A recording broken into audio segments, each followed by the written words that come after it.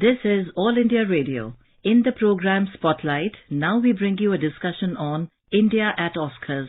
The participants are Murtaza Ali Khan, film critic, and Omvesh Upadhyay, AIR correspondent.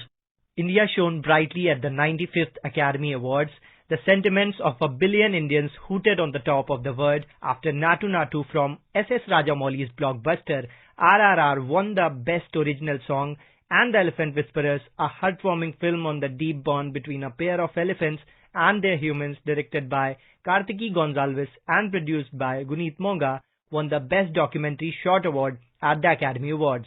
To discuss on the triumph of India at Oscars, we are joined by film critic Murtaza Ali Khan. Welcome to the program, Mr. Khan. Thank you so much.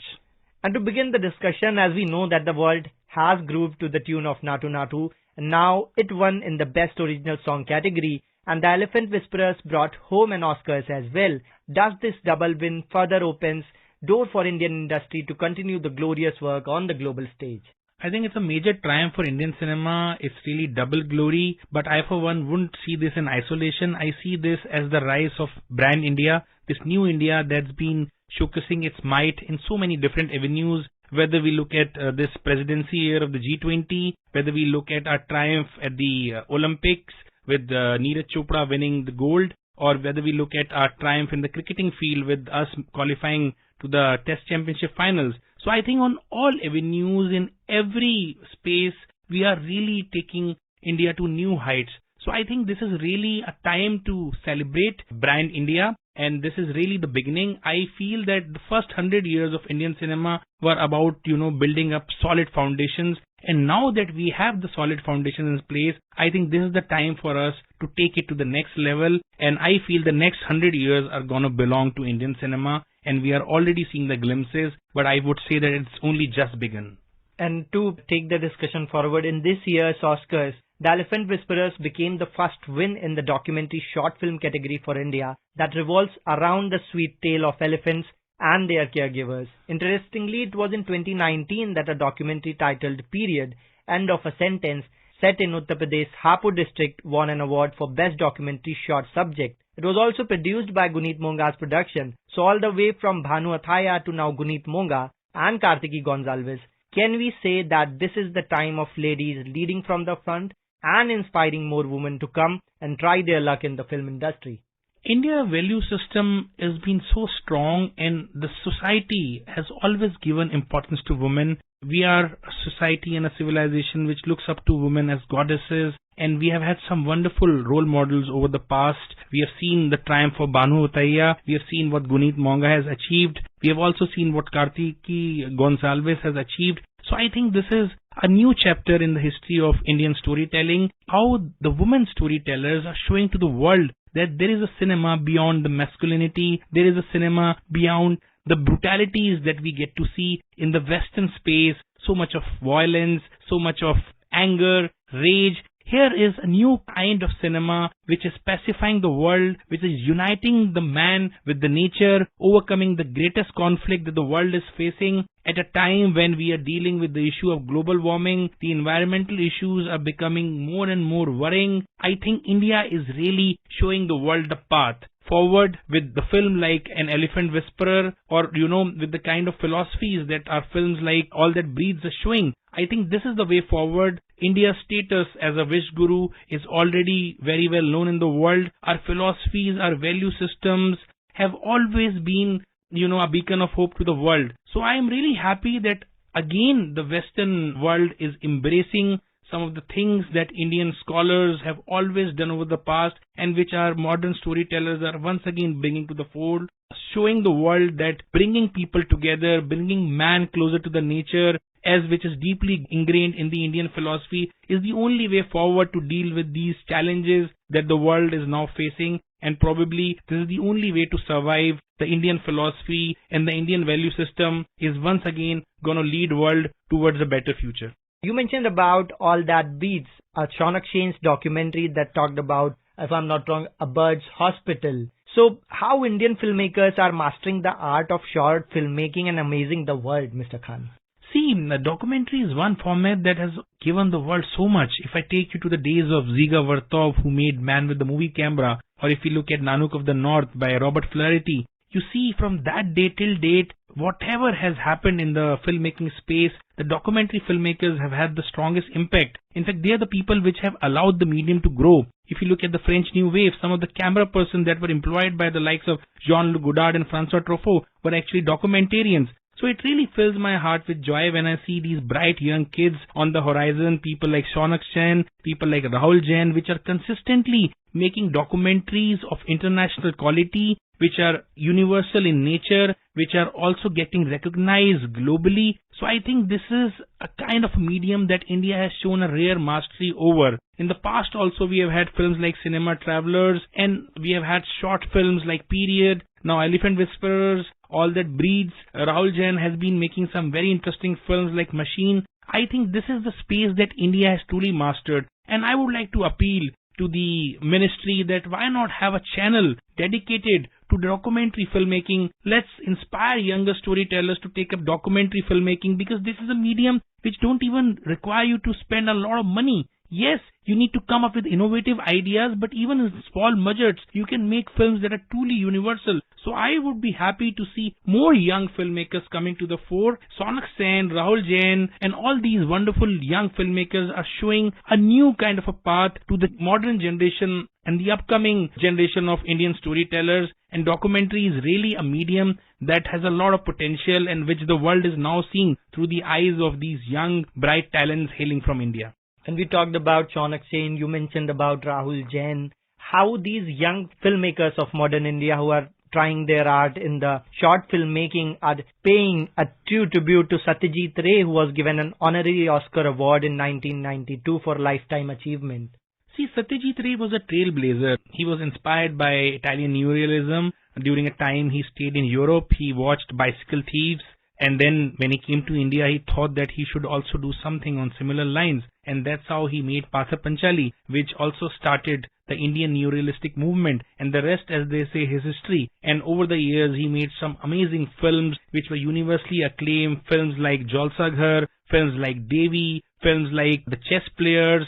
His body of work has always inspired filmmakers all across the globe. I've talked to Iranians, I've talked to people from China, I've talked to people from South Korea, I've talked to people from the European countries as well as the US, and a lot of them cite Satyajit Ray as an inspiration. In fact, Wes Anderson came to India all the way to shoot this film Darjeeling Limited because he wanted to pay a tribute to Satyajit Ray, because his cinema has inspired him to become filmmaker in the first place. Similarly, these young filmmakers that we are now seeing on the horizon, the likes of Shaunak Sen, the likes of Rahul Jain, Guneet Monga, these are all, only taking the metal forward. This is something that Satyajit Ray showed the world, that Indian cinema is a place which can really be wonderful, which can really be eye-opening, which can show the world a new kind of aesthetics, a new kind of magical quality. And I think they are only taking this forward. And I'm really excited because now is the time when we are really in a space where we are able to exercise ourselves. There is no dearth of funds now. There is no technological lapse. India is really the leader, whether it's technology. We are really the leader when it comes to social media. Our leadership, has really been inspiring to the country, taking us forward in all walks of life. The young talents that are coming out, they are being supported wholeheartedly. So I think today the times have changed. And Indians, the young Indians particularly, are able to exercise themselves probably like they have never been able to do so. And I think this is only going to get better. We'll only see Indian cinema going from a position of strength to strength in the times to come as well. And Mr. Khan, today's India not only talks about itself, but we say Vasudhaiva Kutumbakam, that is, the word is one family. And if we talk about this in the context of 95th Academy Awards, we can say that it was also a night for all of South Asia, with multiverse, science fiction, action, adventure, everything, everywhere, all at once, making a clean sweep of almost every award it was nominated for. So Mr. Khan, would you like to highlight more on this as well? I would like to welcome this because for the longest time, Hollywood and particularly the Academy Awards have been accused of being racist in nature. So I think this is really a welcome change. Now that Academy has given more space to people of different ethnicities, we are seeing these groundbreaking changes happening because Hollywood and Oscars for the longest time have been, mostly American or mostly Europe-centric. But now with the rise of Asian bandwagon, particularly the Indian contention, I think we are seeing a positive change. I really hope that this change continues, because I would really love to see an RRR getting nominated for the Best Picture Oscar. I would love to see Rajamouli winning the Best Director award. I think, but still there's a lot more work that needs to be done. Still, the idea of it being an American award somewhere, overshadows everything else. Yes, the win for this particular film is really a welcome one, and I was really happy to see Michelle Yeoh winning the Best Picture Oscar for her performance in the film. But at the same time, I would have loved to see one of the Indian actors also getting nominated in the lead category or the supporting category, or Rajamouli taking away the Best Director Oscar, because I think RRR has done it for India. It has shown the world that our cinema is really capable of making everybody dance to its tunes. Yes, Naatu Naatu has won the Oscar, but what RRR has achieved is something which is truly unprecedented. So many people, from the West that I've been talking to over the last 6 months, they have been raving about RRR. People from America, people from Europe, they all are saying that we haven't seen this side of Indian cinema yet. So it's like a pleasant surprise for them. But we all know that Rajamouli himself has been making some amazing films. If you look at his films like Bahubali, even before he made a film called Eega, which is about a fly taking revenge. So that is much, much ahead of some of the works that are being happening in Hollywood, which is becoming more and more regressive. Now, without the superhero, franchises, I don't see it, coming out in a big way. So I think it's the time for Indian cinema. It's the time for Indian stories to rule the world. And I think this is an opportune moment where we can really exercise ourselves. Some of the youngest storytellers, Rajamouli and the people who are going to be, his successor, I think they have a great opportunity to capture, and I won't be surprised if the next 100 years of cinema truly belong to India.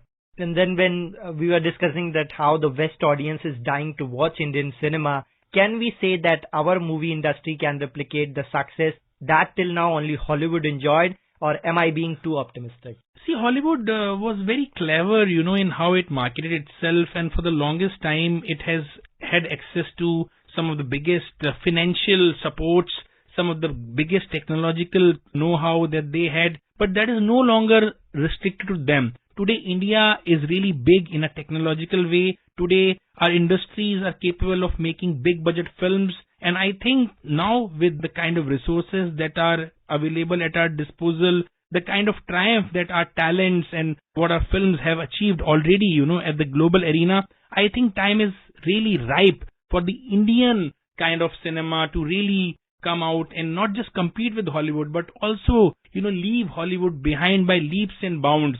And how this worldwide rise of Indian cinema will help to strengthen the soft power of India as well. See, for the longest time, India has always enjoyed a great popularity through its stars, be it Raj Kapoor in the 1950s or Deva Anand, then Rajesh Khanna, Amitabh Bachchan, Shah Rukh Khan, Hrithik Roshan. I think these are the people who have really made India famous in a way. So soft power is something that India has always enjoyed. You look at any other country in the world and then you compare it to India. The kind of music that we have, the kind of dance culture we have, it all translates in Naatu Naatu. People were talking about Indian cinema being regressive, the use of, cinematic tropes wherein dance and music comes to the fore. People were saying that it's outdated. But Rajamouli has proven once again, and I think now the whole world has accepted this, that when it comes to dance, when it comes to music, when it comes to soft power, India is really the Vishwaguru even here. Now the whole world is really looking up to India as this big soft power, and in the times to come, I think this will only touch new heights, and we'll see more and more of Indian talent, more and more of Indian stories dominating these award functions, really dominating these film festivals. So it's really going to be a different kind of film space with more and more Indian talent really ruling everything on the horizon, and this is just the beginning. And you very rightly said that India has been the Vishwaguru always, but now we are also heading forward to dominate the film industry and movie making as well. Thank you so much, Mr. Khan, for joining us today on All India Radio. Thank you so much. It's been a pleasure. You were listening to a discussion on India at Oscars. The participants were Murtaza Ali Khan, film critic, and Omvesh Upadhyay, AIR correspondent. This program was produced and presented by the News Services Division of All India Radio. You can listen to it on our mobile app News on AIR. This program is also available on our YouTube channel News on AIR Official.